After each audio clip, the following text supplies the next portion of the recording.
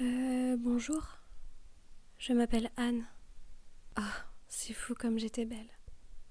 J'habitais à Paris, il y a très très longtemps. J'aimais les choses simples, j'étais pas compliquée, vous savez. J'étais plutôt heureuse au début.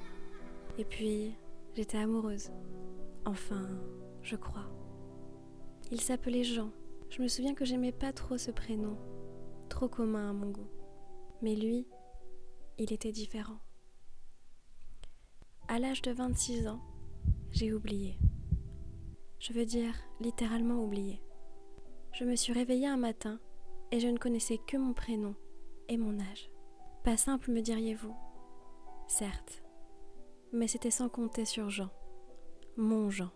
Dans ma tête, c'était le trou noir, comme un long couloir avec très peu de lumière, et des visages pourtant familiers qui ne me disaient absolument plus rien. J'étais perdue, seule, dans le noir. Alors Jean a décidé de me faire me souvenir. Le premier jour, il m'emmena me promener dans le Paris que j'aimais tant. C'était incroyable de redécouvrir cette vie, si familière et si inconnue à la fois. Plus la journée avançait, plus je me souvenais. Je me souvenais des détails de notre vie. C'était beau, c'était fort. Hélas, le lendemain venu, plus aucun souvenir, encore une fois. Il persista chaque jour un peu plus, m'emmenant voir et revoir les choses et les lieux que j'aimais dans l'espoir que je me souvienne. De lui, de nous. En vain.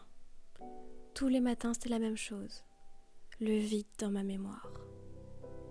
Il essaya de toutes ses forces, encore et encore. Et ça fonctionnait, mais seulement pour quelques heures. Jusqu'au jour où il m'emmena à l'aéroport, pour m'emmener loin, très loin d'ici. Là où ma mémoire pourrait peut-être se reconstruire. Il avait senti qu'ici, je ne guérirais sans doute jamais, et a raison. Le destin ou un homme en a voulu autrement.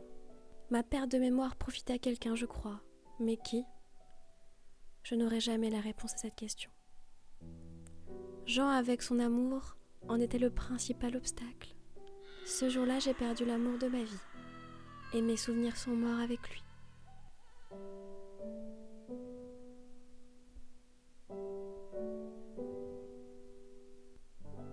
Je m'appelle Anne.